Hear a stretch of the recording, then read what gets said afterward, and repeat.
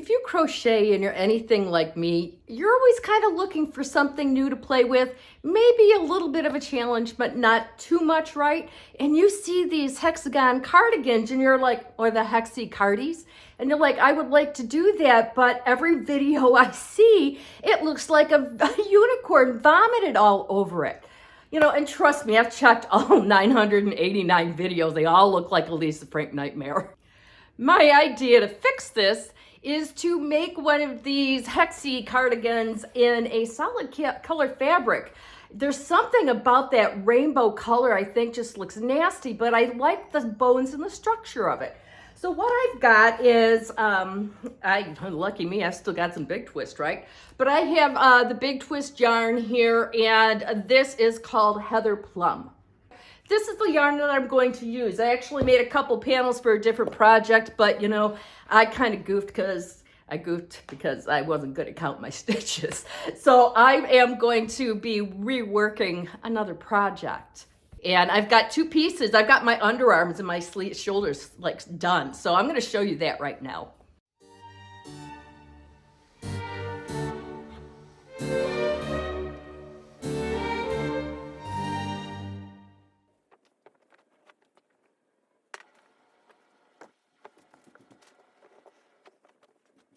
Here's the beginning of the body of my cardigan here. If you've not seen this before, it has a floppy kind of starfish or whatever you want to call it shape to it. And when you fold it corner to corner, you would come in here, you would seam this, your crochet your seam together.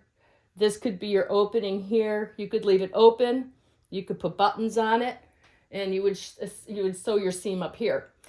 So I've got one more row to do on this one here, and I am going to come up and seam it on the shoulders. I want to make the sleeves longer, and I want to make this, the bottom of it like maybe mid-thigh. And even if this is a little bit too tight in here, I can add some extra granny stitches.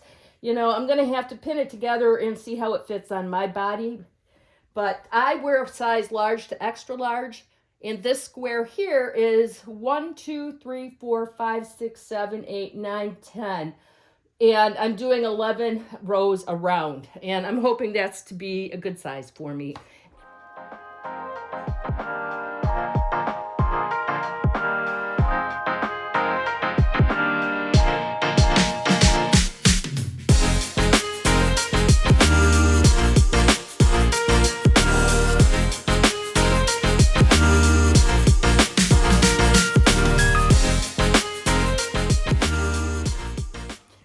I'm going to try this on now. The hexagon is complete.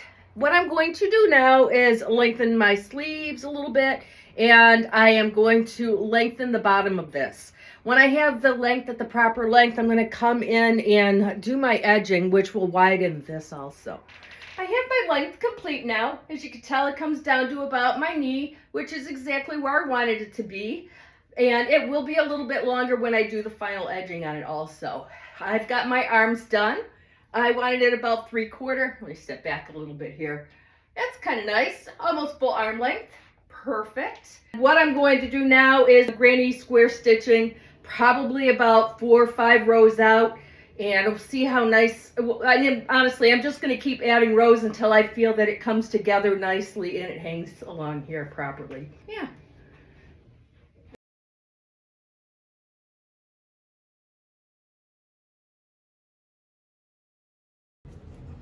So I just finished working, and the only thing I have left to do today is to put the edging on my cardigan, and then there's the reveal.